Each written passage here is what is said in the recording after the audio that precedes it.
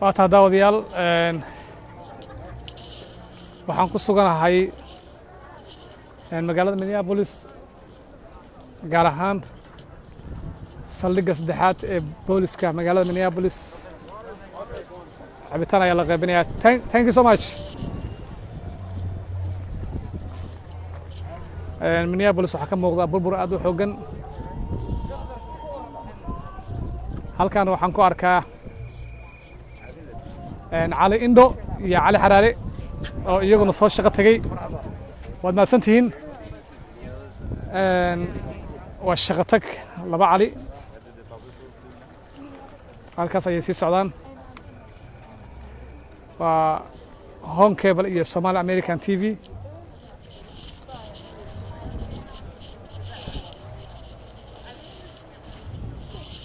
goobo badan oo ganacsi ayaa burbur ka muuqda. xaaladda magaalada Minneapolis ma ahin mid qurux badan, laakiin dhinaca kale markaad ka fiiriso laakiin dadkii magaalada ayaa soo baxay isla markaana doonaya inay magaalada hagaajiyaan oo ay soo celiyaan bilicdii magaalada. dadkaasi waxaa ka mid ah dad Soomaaliyeed oo aan arkay iyagoo xaaqaya wadooyinka. sidaad ka warqabtaan halkaasi waa goob kale oo ganacsi. gudoomiyaha gobolka Minnesota markii uu arkay sawirada iyo muuqaalada magaalada waxa uu yiri magaalada waxay u ekaatay Muqdisho oo Soomaali ah iyo Baghdad oo Ciraaq ah. hadalkaasi dad badan oo Soomaaliyeed ayaa ka carooday isla markaana emailo iyo fariimo isdaba joog ah u diray gudoomiyaha gobolka.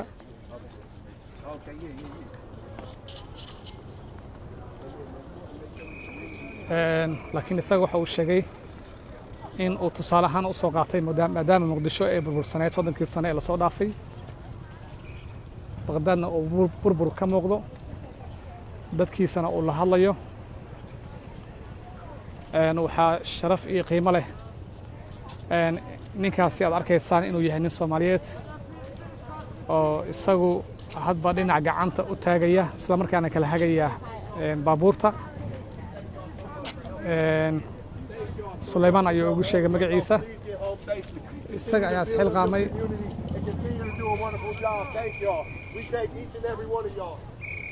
isaga ayaa isxil qaamay ninkaas maadaama aad arkaysaan traffic lightkii iyo robotkii baabuurta kala celinayay inuusan shaqaynaynin. saaka ayuu soo istaagay bartaasi. waxaan u rajaynayaa isaga iyo qoyskiisaba inay wanaag ugu noolaadaan.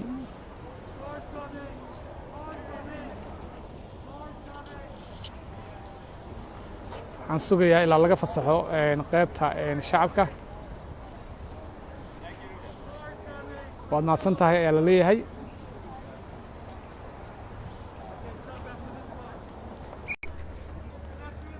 waxaan rajaynayaa in annaga nala fasax markaan.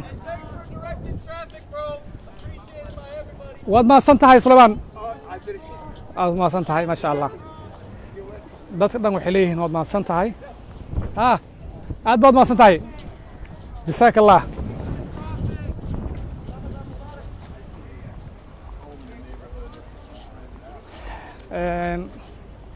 sidaad u aragteen ninkaasi ayaa sidoo kale waxaad arki doontaan hooyooyin Soomaaliyeed oo nadiifinaya wadooyinka. tan waa qof muslimad ah, luqadda carabiga ayay ku hadlaysaa sidaad arkaysaan. halkan waa saldhigga saddexaad ee booliska. burbur xooggan ayaa ka muuqda. waa saldhiggii booliska ay ka tirsanaayeen 4tii booliska ahaa sida foosha xun u dilay ninkii madooba saldhigga hadda gebi ahaan waa la gubay burbur xooggan ayaana ka muuqda halkaas waxaa iga muuqda target centerka waa halkii uu ka bilowday mudaharaadka aan iraade bilaqada waa dukaankii ugu horreeyay la bilaqaysta magaaladani sidoo kale dab la qabadsiiya dadka waxaa lagu dhiirigelinayaa inay magaalada nadiifiyaan ciidamadii booliska gaar ahaan kuwa ilaalada qaranka ayaan arkaa oo iyaguna qayb ka qaadanaya nadaafadda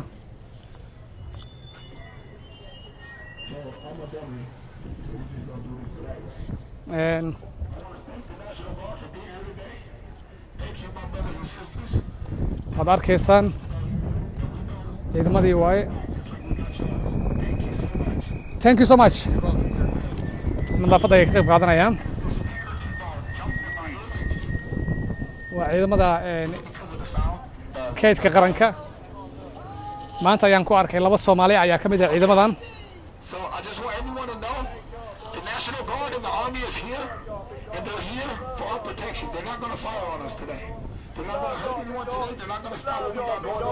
Thanks for your serving. The curfew was at 8 o'clock. And we told the mayor, my brother, he's not here right now, but he got a call from the mayor.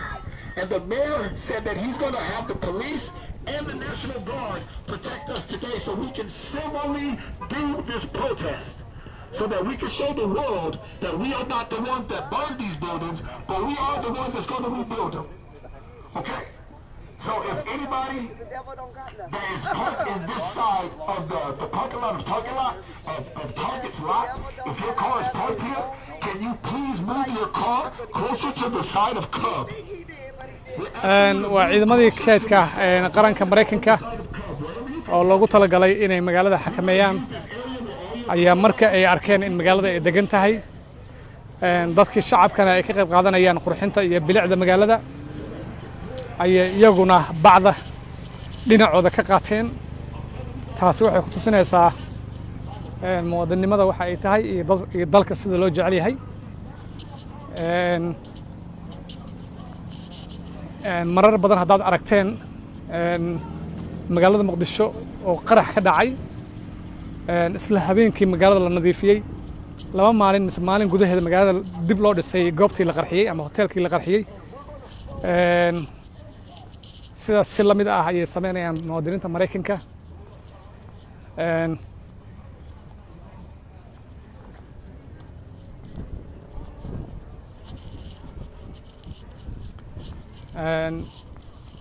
halkan laba maalin ka hor waxay ahayd meel baaba'san oo dhibaato xooggan ay ka muuqato laakiin dadka ayaa nadiifiyay qurxiyay qoraalladii lagu qoray lagaadada ahaa target centerka waxaa bedelay rinji cad oo nabad ka turjumaya oo la mariyay halkan shalay iyo maalintii ka horeysay haddii aad daawanayseen waxay ahayd meel aad iyo aad aan la arki karin nasiib wanaag inta aan socday waxaan la kulmay qoys Soomaaliyeed ما شاء الله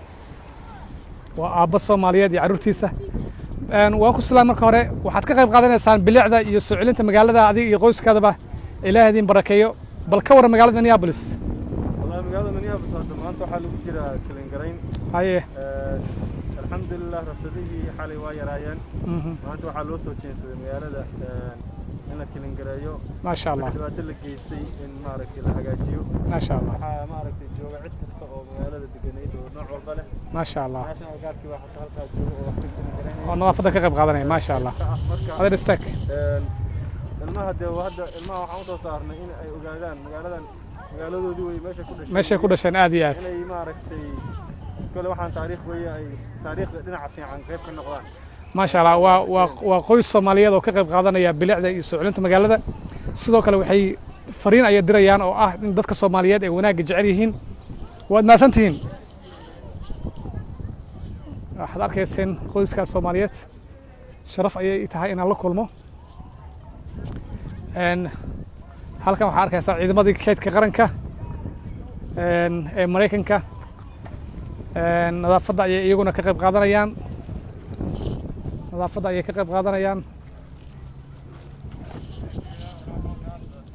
oo kuwaasa thank you ad arkaysaan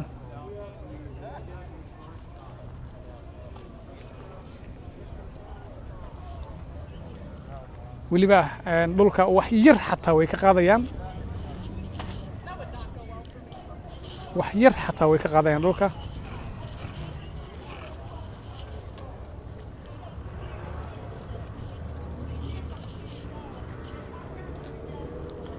Safiya waa maasan tahay way dhaafeen qoyskaasi laakiin coronavirus dadka waxaad moodaa inay hilmaameen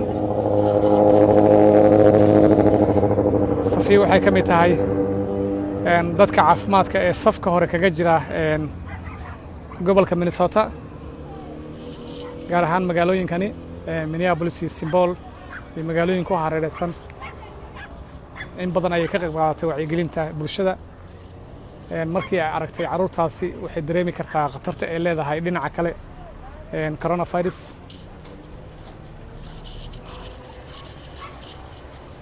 waa maasantaa Safiya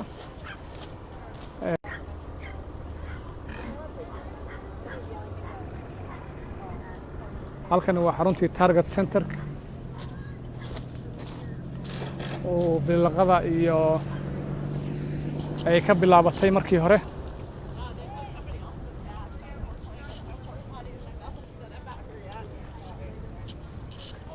laakiin maanta ma jirto wax bilaqa ah iyo wax dhibaato ah jawiga uu degan yahay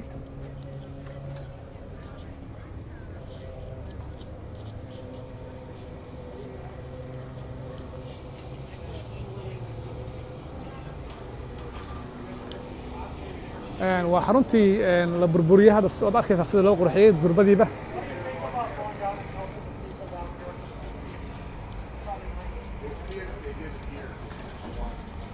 halkaasi waa calankiisu America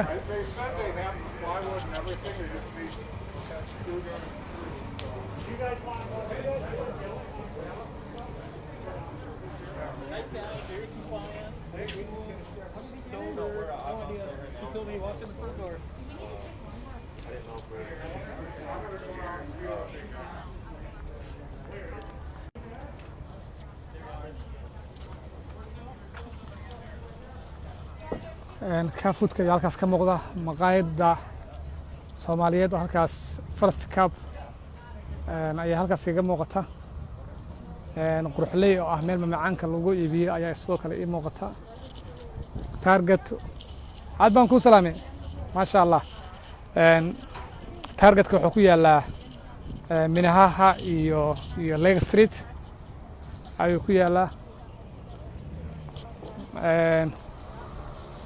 sidoo kale Jamila Jaamac JJ ayaa halkan iga muuqata live ku jirta Soomaaliya live ku jira taas oo kale waad maasantahay aniga live ayaa ku jira ma sha Allah deeqdar farxada ay tahay Jamilna kula kulmo aan ka war magaalada wallahi magaalada niyo aniga labadan bari ma soo bixin maanta soo baxay aad iyo aad batiiraan iyo calool xumo u noqotay inkastoo alxamdulillah aan ku farxay meeshan oo la wada shaqeynaayo oo la kilin gareeyo oo dadkii Soomaaliyeed ay qayb ka yihiin aad qayb uga yihiin oo ayaguna dhinacooda wax ka kilin gareynayaan waxaan arkay gaarkii waxaan arkay gabdhihii dumarkii raggii kulli reer Minnesota xataa caruurtii oo Minnesota maanta lama kala harin waa la isla wada socdaa hal qof oo Minnesota ka maqan maanta waa yar yahay meeshaana wax ka dhaceen ma isdahaysid waxaan hadda maskaxdayda ku soo dhacday markaan arkay meeshii saan u burbursanay ee la dhahay laba bari ka hor Muqdisho iyo waxay noqotay iyo meeshii kale tanxeed oo ayadan dagaal Baghdad maanta ma moodin xabad dhibaato inay ka dhacday because dadkoodii baa u istaagay kilin gareeyay soo celiyay quruxdii magaalada hadiiba dadkii oo waliba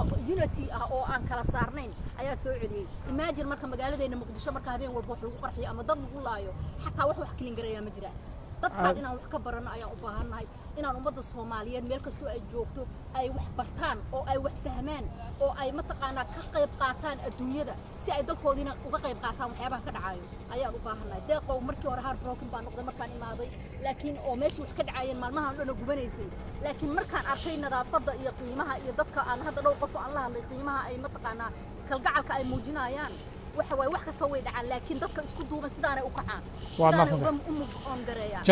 جميلة جامع جيجي aad baad maasan tahay farxad bay tahay kula kulmo thank you so much thank you جميلة جيجي ayay ahayd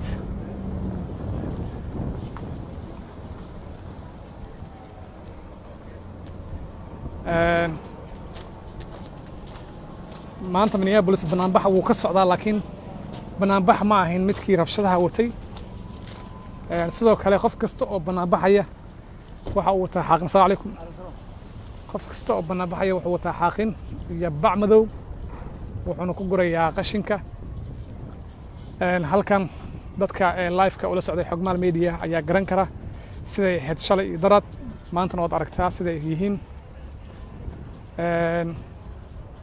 waxaan idinka codsanayaa daawadayaal inaad shirgareysaan muuqaalkan oo live-ka aad u daawanaysaan sidoo kale waxaan idinka codsanayaa haddii aad ku cusub tahay barta aan ku leenahay Facebooka xogmaal media inaad follow gareysaan like saartaan isla markaana muuqaalada inaad shirgareysaan dadka naga daawanaya barta aan ku leenahay YouTube-ka iyaguna waxaan ka codsanaynaa inay muuqaaladana shirgareeyaan YouTube-ka xogmaal media ay subscribe ay saaraan waad arkaysaa Soomaali ayaa ka qayb qaadanaysa gabadha Soomaaliyeed oo islaamaysa aad baan ku salaamay ما شاء الله نظافتها كيف قدرنا ساعة ما شاء الله كبر ولا شيء أدنو سلامية السلام عليكم ولا متع علي سام good man Oromo community Sudanese ما شاء الله ما شاء الله This was Sudanese community, mashallah. Sudanese community, yeah, mashallah. Today, what we did, we brought 3 big garbage trucks. Mashallah. Like the type that pick up the garbage from your house. We brought 3 of them and organized the cleanup here. So this entire place was full of garbage. Alhamdulillah, the garbage truck company, I know the owner, so he donated 3 garbage trucks, and mashallah. We came here, and all of this was full of dirt, and now, mashallah, it's all now clean. It's very clean, yep, mashallah. Yeah, and alhamdulillah, it was all organized by the Sudanese community here, and mashallah, like thousands of Americans from every single ethnicity came and helped, and it was beautiful. It was absolutely beautiful. Thank you, my brother. Yeah. Nice to meet you. Yeah, nice to meet you too. That's Sudanese community, mashallah. dadku qaybo kala duwan ayaad la kulmaysaa markii aad Mareykanka aad joogto Sudan waxay ku taallaa East Africa waxaana u rajeynayaa in waddankaasi isaga xataa uu dego waddan aad iyo aad u qiimo badan caruurta ayaa qayb ka ah aad arkaysaan coronavirus waa la hilmaamay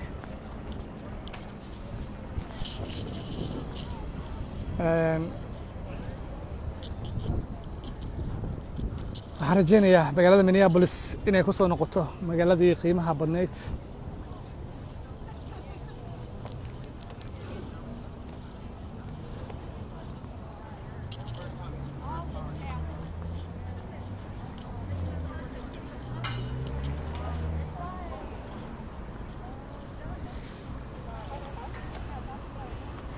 داود يا مقالك الشرقرية وإن كعصنا شرقريستان هديات كعصتها هنا حكم الميديا برتي فيسبوك يوتيوب كل هذا هنا فلوغريستان سبسكرايب نصارتان وحاسة توس أتبيني مالميه لصوت عفي مظاهرات دان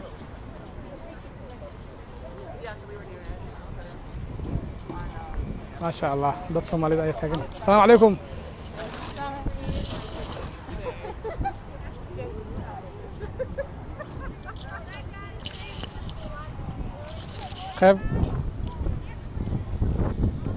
qayb ayay ka qaateen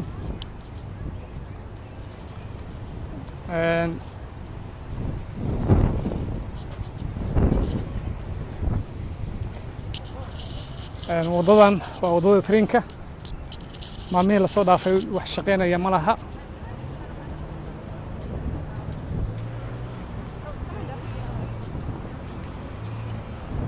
bundadan hoosteeda shalay waxaa taagnaa ciidamada kaydka qaranka iyo shacab banaanbaxaya ayaa is hortaagnaa. laakiin waxaan la yaabay dadkii banaanbaxayay iyagoo banaanbaxaya oo shucuurtooda muujinaya ayay waxay soo qaateen xaaqin ay ku nadiifinayaan magaalooyinka. qof kasta oo Maraykan ahna waxa uu gacanta ku wataa agabka lagu nadiifiyo waddooyinka, caddaan, madow, muslim iyo qof aan muslim ahaynba diintooda ha haysto. waxaa laga midaysan yahay sidaas ayaa loo wada shaqaynayaa. waa nin madow ah iyo nin caddaan ah iyo dumar caddaan ah.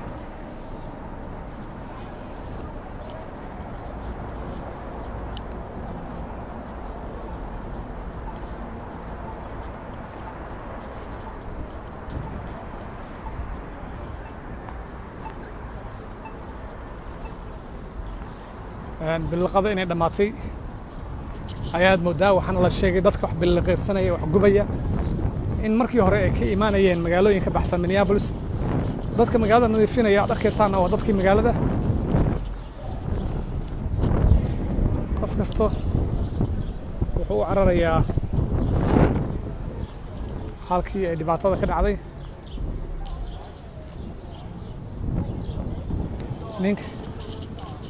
ninkan wuxuu baryayaa dadka inuu nadiifiyo, dadka inay soo degaan isla markaa la nadiifiyo. We love y'all, King. We're going to continue to build this community back up where it's supposed to be. Thank y'all. We love y'all. Thank y'all. Thank y'all all. We love y'all. waa nin madow ah oo waddanka u dhashay. wuxuu dadka ku dhiirigelinayaa in la nadiifiyo. halkaas Twin Care Dental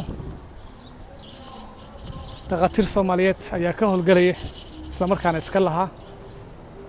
waxaan rajaynayaa in khasaare aad u xooggan uusan soo gaarin.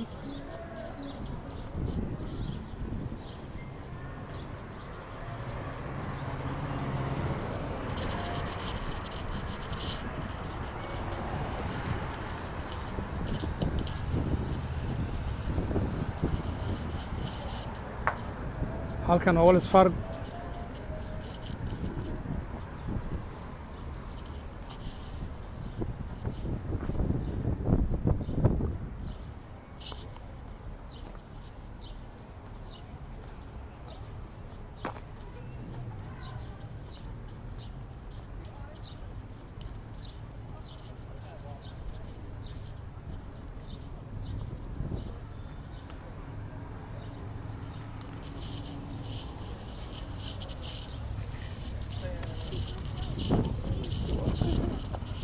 halkan waa moolkii bannaanka ka furnaa. moolkan ganacsiyo badan ayaa ku yaalay.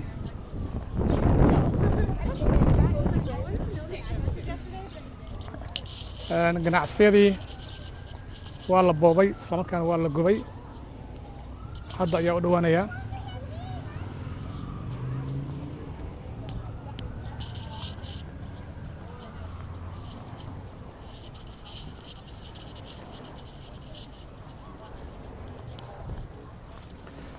banaanbaxan wuxuu ku baahay guud ahaan dalka Maraykanka. halkaas dad muslimiin ah ayaa igaga muuqda maasha Allah.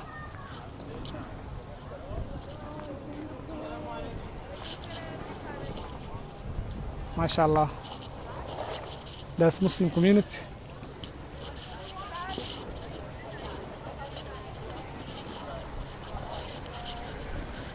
halkan waxaa taagan telefishinadii Maraykanka oo toos u tabinaya.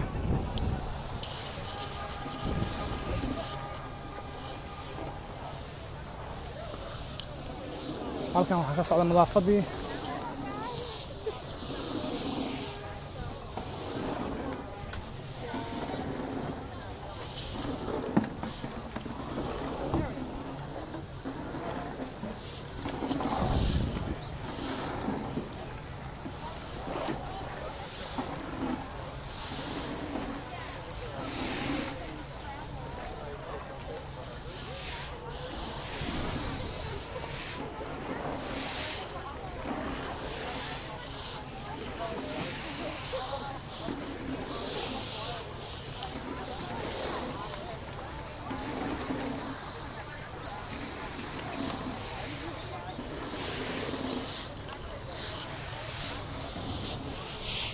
nadaafad xooggan ayaa halkan ka socota.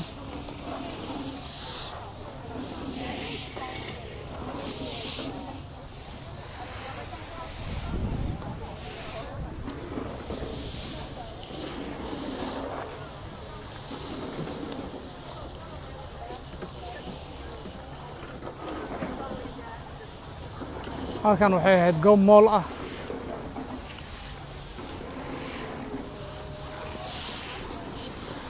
isku tashiga dadweynaha aad buu u wanaagsan yahay. dadweynaha markay kacaan wax walba ayay qaban karaan, wax walbana way burburin karaan, wax walbana way dhisi karaan. waxaan rajaynayaa dadka Soomaaliyeed in ay wax ka bartaan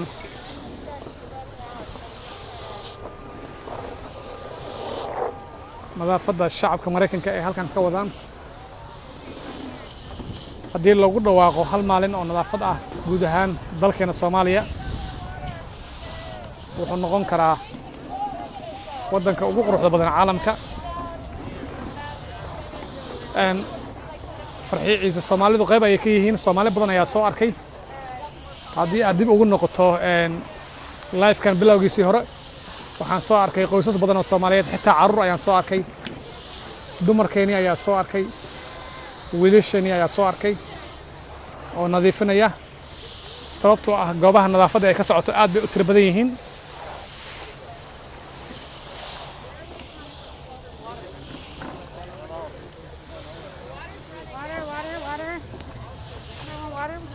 Thank you.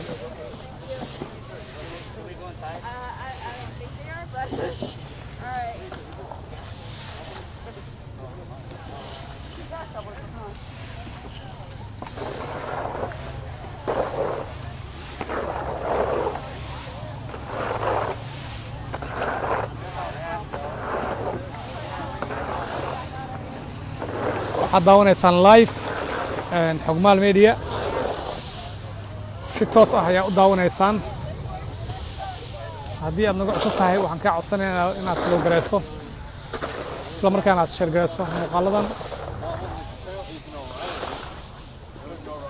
dhowaan waxaan tegi doonaa faras magaalaha Minneapolis, halkaasi oo lagu sheegay in banaanbax ay ka soo qayb galayaan in ka badan 10,000 oo qof lagu qaban doono.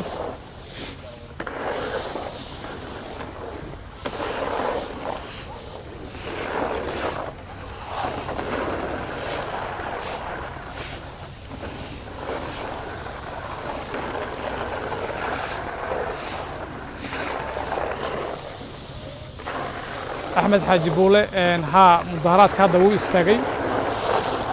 sidan ay mudaharaad ku socdaa. dadka iyagoo mudaharaadaya ayay haddana ka qayb qaadanayaan nadaafaddii. shucuurtooda ayayna muujinayaan. laakiin waxaa lagu ballansan yahay faras magaalaha Minneapolis in mudaharaad nabadeed dadkani siday u socdaan ay halkaasi tagaan. helicopter ayaa halkaasi heehaabaya.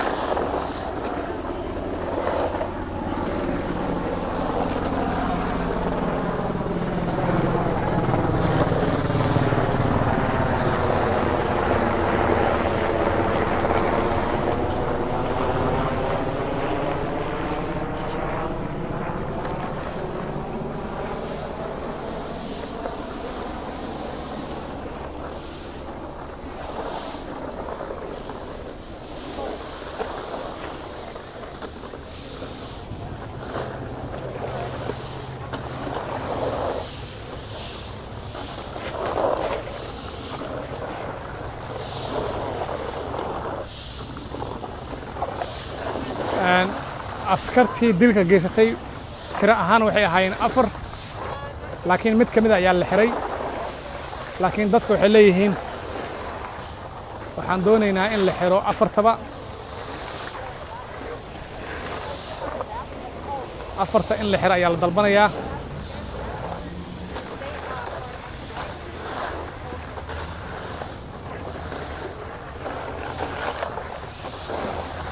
afarta booliska ah in la xiro ayaa la dalbanayaa, isla markaana la xukumo.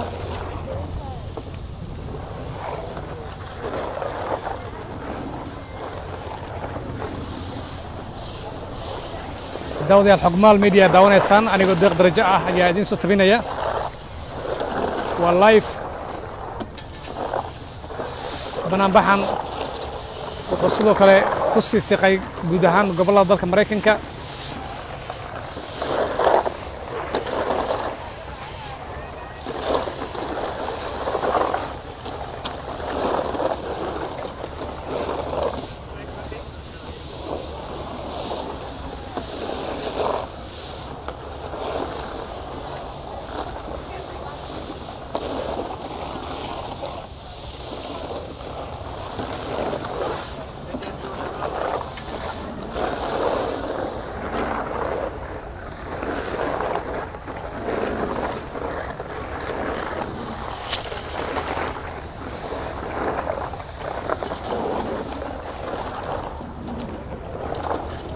waxaan tagi doonaa goobaha kale ee banaanbaxa uu ka socdo sidoo kale waa muhiim inaad aragtaan wanaagga ay bulshada samaynayaan